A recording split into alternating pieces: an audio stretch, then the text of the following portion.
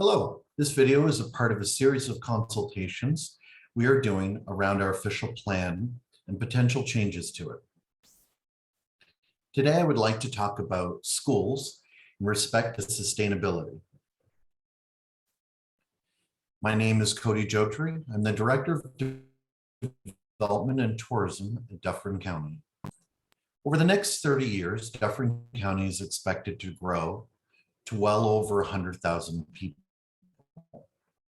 With that in mind, one of the things we'd like to talk about is as it relates to schools. What requirements should we put in place to ensure school infrastructure doesn't become overwhelmed as development occurs? And what requirements should be put in place to ensure new and existing school sites are well supported? Some examples of how to address these issues might be to consider safe routes to schools, understanding school impact as it relates to developments, and considered mixed housing for socioeconomic diversity. Safe routes, in particular about walking to school. So new developments might lead to kids walking along busier roads as development takes place, traffic increases.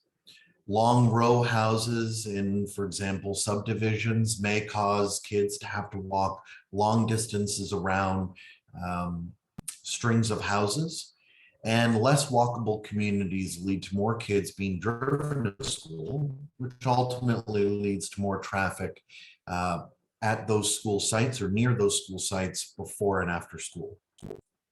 Here's some potential solutions that we could consider as ways to address these issues. So for example, subdivision plans could include walking paths that consider schools, playgrounds, and parks as a destination and minimize distance where possible.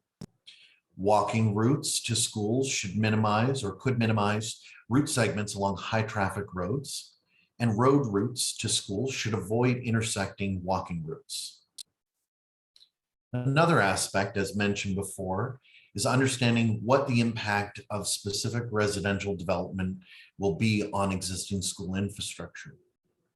New developments can overwhelm the schools if their impact is not well understood ahead of time, and school boards have time to address these challenges. Larger subdivisions may be big enough that a new school is required, and developers are not currently required to consult school boards, although planning applications are circulated to them. Potential solutions might look like pre-planned neighborhoods or secondary plans that determine ahead of time where things like schools, parks, public institutions, residential areas, and roads will go ahead of time as a way of potentially avoiding some of these issues.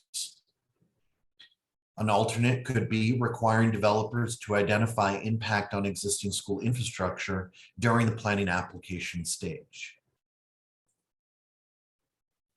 Another aspect of schools is considering mixed housing to increase socioeconomic diversity. Socioeconomic diversified communities lead to better outcomes for kids from low-income families. And schools in neighborhoods that are higher on the socioeconomic ladder ultimately have more resources, which leads to a cycle of inequality and dependency of kids who come from low-income families.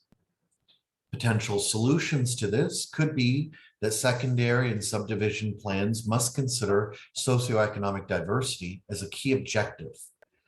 Another consideration could be that higher density and rental housing is permitted in areas where there are primarily low density housing already. And we could reconsider the idea of low, medium, and high density zones. And that concludes my presentation.